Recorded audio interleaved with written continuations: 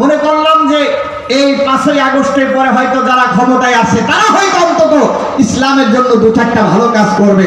আমরা দেখলাম তারা আরো ইসলামের জন্য জঘন্যতম উদাহরণ তারা সৃষ্টি করেছে, ইতিহাস করেছে।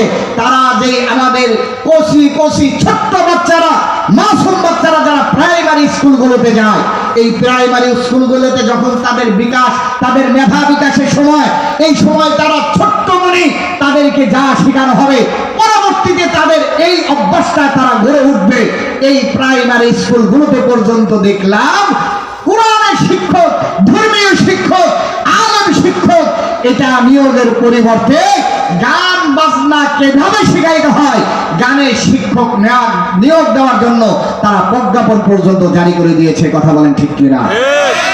আমরা আপনাদের কাছে জানতে চাই, এই ছোট্ট বাচ্চাদের গান শিক্ষা বেশি জরুরি ছিল না আমার আল্লাহর কোরআন শিক্ষা বেশি জরুরি ছিল? এতটুকু কাছ থেকে হইলেন। আমার বাচ্চাদের, আমার সন্তানদের, আমার কলিজার টুকরা এই বাচ্চাদের, আমার এই ছোট্ট মনিদের সর্বপ্রথম আমার রবের কোরআন শিক্ষা ছিল জরুরি, রাসূলের হাদিস শিক্ষা ছিল জরুরি, ইসলামের মৌলিক জ্ঞান শিক্ষা করা ছিল তাদের জন্য ফরজ। কিন্তু সেই ফরজ শিক্ষার পরিবর্তে বর্তমান এই অন্তর্বর্তীকালীন সরকার প্রাইমারি স্কুলগুলোতে তারা জ্ঞানের শিক্ষক নিয়োগ দিয়ে এই ইসলাম আর মুসলমানদের সাথে তারা ধোঁকাবাজি আর প্রতারণা করেছে। কথা বলো ঠিক কিনা?